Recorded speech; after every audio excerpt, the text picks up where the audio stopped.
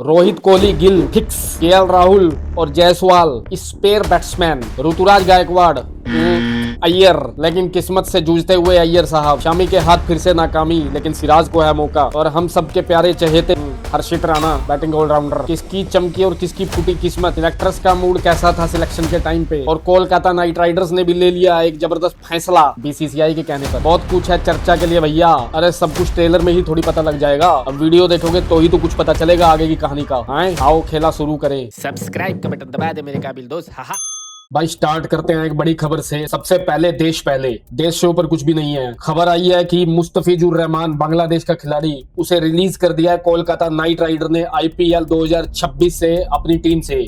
किया तो बीसीसीआई के कहने पर है, लेकिन बिल्कुल सही फैसला किया है मेरे हिसाब से, बिल्कुल बढ़िया किया है। अब हुआ क्या है, अब बांग्लादेश के अंदर हिंदू फैमिली है जो उनके ऊपर अत्याचार किए जा रहे हैं, कईयों को तो घर भी जला दिए हैं, ऐसा मीडिया के अंदर हमें देखने को मिल रहा है। अत्याचार अगर वो कर रहे हैं और हम जो है, हम लोग इतना मान सम्मान उन्हें देते हैं, यहाँ पर बुलाते हैं, आईपीएल में खिलाते हैं, पैसा देते हैं, इज्जत देते हैं, शोहरत देते हैं, और बदले में वो क्या कर रहे हैं भाई, है ना। बहुत ही ज्यादा शर्मनाक घटना ये है, शर्मनाक हरकत ये है।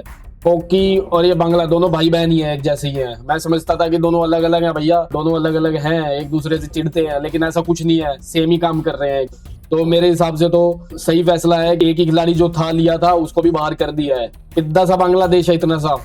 हमारे जो 150 करोड़ लोग हैं, सबने एक साथ अगर फूंक भी मार दी उस साइड में तो भाई वो नक्शे से ही उड़ जाएगा।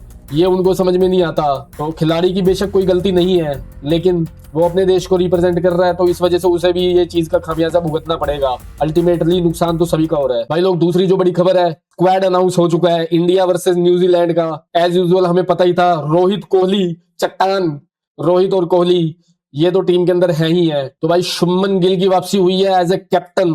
शुभमन गिल चोटिल थे, तो वो एज ए कैप्टन उनकी वापसी हो गई है ओडीआई के अंदर, जो कि ठीक है फैसला, कोई दिक्कत नहीं है। शुभमन गिल की वापसी आज नहीं तो कल होनी ही थी। एज ए कैप्टन तो वो है ही है टेस्ट में और ओडीआई के अंदर, लेकिन वैसे भी खिलाड़ी भी अच्छा है। तो अभी कुछ टाइम से T20 के अंदर तो नहीं उनकी फॉर्म आ रही थी, लेकिन ओडीआई के अंदर वो ठीक है उनकी परफॉर्मेंस। तो अभी देख लेते हैं। Rohit Sharma top order batsman, usually Rohit Sharma और शुभमन गिल ये दोनों ही ओपनिंग करेंगे। यशस्वी जायसवाल को भी स्क्वाड के अंदर रख लिया गया। मुझे नहीं पता कि उसको मौका मिलेगा या नहीं मिलेगा खेलने का, लेकिन जैसे हमने साउथ अफ्रीका के खिलाफ देखा था कि शुभमन गिल जब बाहर हुए थे इंजरी की वजह से, तो जायसवाल को तब मौका मिल गया था, तो एज ए स्पेयर ओपनर रखना बनता था, तो जायसवाल को यहाँ पर रख लिया गया। तीसरे नंबर पर भाई विराट कोहली, तीसरी पोजीशन से विराट कोहली है, चट्टान है हमारी, चेस मास्टर किंग कोहली। इसके अलावा भाई श्रेयस अय्यर, ये बहुत खुशी की खबर है, क्योंकि मैं श्रेयस अय्यर का पर्सनली फैन हूं। तो श्रेयस अय्यर की वापसी हुई है। हालांकि बीसीसीआई ने ये चीज मेंशन कर दी है, ये भी फिटनेस के ऊपर डिपेंड करता है। तो श्रेयस अय्यर भी अपनी किस्मत के साथ जूझ रहा है इस टाइम पे। ऐसा जरूरी नहीं है कि श्रेयस अय्यर खेलेगा ही खेलेगा, तो वो अभी फाइनल कॉल अभी बीसीसीआई की तरफ से आनी बाकी है कि श्रेयस अय्यर प्लेइंग 11 का हिस्सा होंगे या नहीं होंगे, क्योंकि उनकी भी फिटनेस का सिस्टम बना हुआ है, अभी ऊपर नीचे चल रहा है, अप एंड डाउन। लेकिन अगर वो खेले तो वाइस कैप्टन होंगे। आप देख सकते हो भाई स्टार लगा हुआ है उनके नाम के आगे, तो ये कच्चा पक्का है। अभी subject to fitness clearance mention किया हुआ है, स्टार का मीनिंग है सब्जेक्ट टू फिटनेस क्लियरेंस, तो वो श्रेयस अय्यर के आगे लगा हुआ है। और इसके अलावा भाई केएल राहुल विकेट कीपर और ऋषभ पंत दोनों को ले लिया गया। 2 विकेट कीपर रखे हुए हैं कि इनकेस अगर एक को कोई दिक्कत आई तो दूसरा खेल सके। तो केएल राहुल का तो भाई बनता था वैसे स्क्वाड के अंदर, कैप्टनसी में भी साथ दे सकता है, और एज ए अगर श्रेयस अय्यर नहीं खेलते हैं तो वाइस कैप्टन का रोल भी वो निभा सकते हैं। इसके अलावा नीतीश कुमार रेड्डी, रविंद्र जडेजा, वॉशिंगटन सुंदर, इनको ऑलराउंडर के तौर पर ले लिया गया है। और कुलदीप यादव एक रिस्ट स्पिनर के तौर पे, और हमारे चहीते हर्षित राणा। दुनिया इधर से उधर हो जाए, जैसे अब रुतबा रोहित कोहली का है, उनको नहीं हटा सकते, वैसे ही राणा साहब का है। राणा साहब को भी अब नहीं कोई हटा सकता। रोहित शर्मा और कोहली तो भाई अपने रुतबे के कारण, अपनी परफॉर्मेंस के कारण टिके हुए हैं। राणा साहब की कोई ऐसी परफॉर्मेंस तो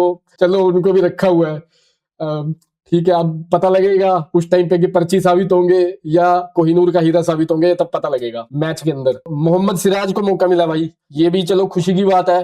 सिराज साहब तो डोमेस्टिक भी नहीं खेल रहे थे, विजय हजारे ट्रॉफी का हिस्सा नहीं वो बने हैं, तो सिराज साहब को इसके अंदर मौका मिल गया है। प्रसिद्ध कृष्णा और अर्शदीप सिंह। बुमराह जो है भाई, अपडेट ये भी है कि बुमराह और हार्दिक हिस्सा नहीं है, उनको जो है वैसे बाहर रखा गया है रेस्ट के तौर पर, क्योंकि आगे न्यूजीलैंड के साथ 2020 मैचेस है और उसके बाद आगे भी 2020 वर्ल्ड कप होगा, उनको फिलहाल के लिए रेस्ट दिया हुआ है। बोला ये गया है कि सिलेक्टिंग कमेटी की तरफ से कि हार्दिक जो है वो 10 ओवर ओडीआई में कंपेटेबल नहीं है डालने के हिसाब से। और उसके बाद क्योंकि बैटिंग भी करते हैं वो, मीडियम पेसर हैं, तो 10 ओवर वो डालने फिर बैटिंग करनी, तो थोड़ा ये है कि हेक्टिक तो हो जाएगा। भाई शामी जो है वो अपनी किस्मत के साथ अभी भी जो है उनकी किस्मत अभी भी बेईमानी कर रही है उनके साथ, क्योंकि मोहम्मद शामी को यहाँ पे भी मौका नहीं मिला है। T20 के अंदर तो वर्ल्ड कप के स्क्वाड में तो वो है ही नहीं, उसके अलावा जो बायलैटरल सीरीज है उनके अंदर भी वो नहीं रहते हैं, T20I का हिस्सा नहीं बनते हैं बच्चे, टेस्ट और ओडीआई, तो ओडीआई के अंदर भी उनको मौका नहीं मिल रहा है। शामी के साथ थोड़ा सा मुझे लग रहा है कि हो रहा है, धक्का हो रहा है, तो शामी को मौका मिल सकता है।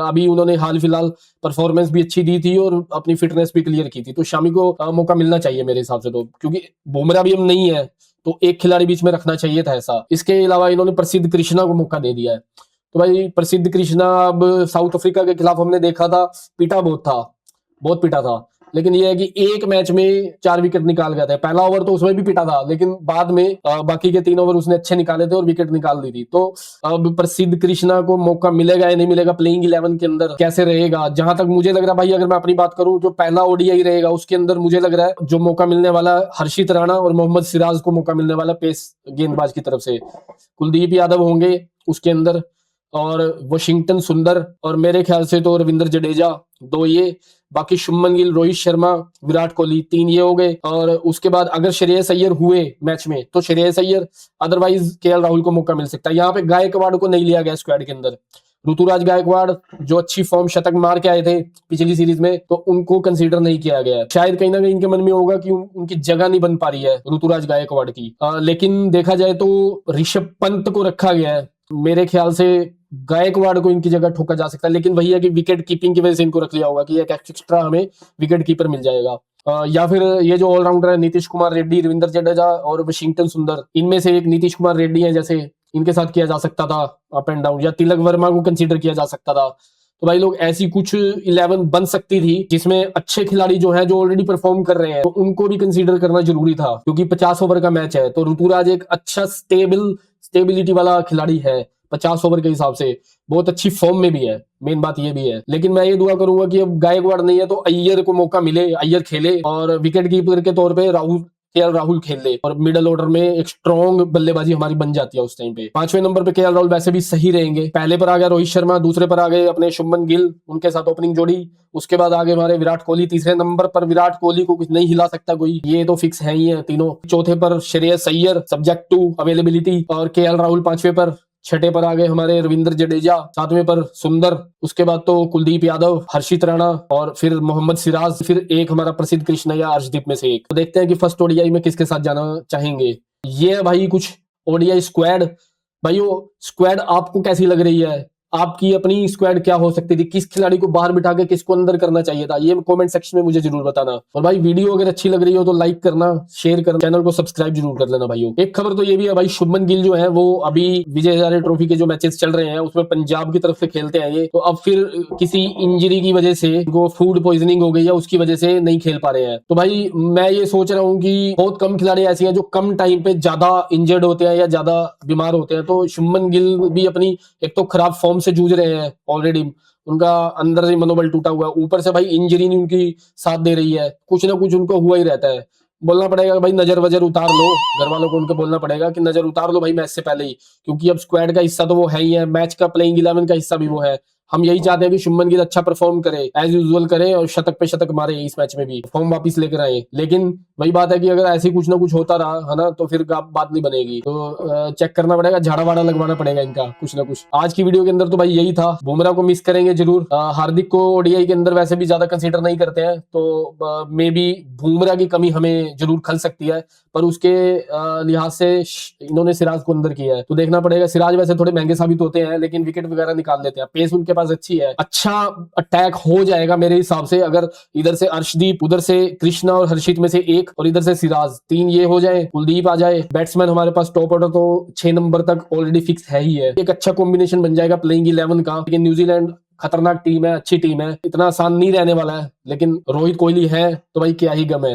वीडियो अच्छी लगी हो तो लाइक करना, कमेंट करना, शेयर करना और चैनल को सब्सक्राइब जरूर कर लेना। मिलते हैं नेक्स्ट वीडियो के अंदर।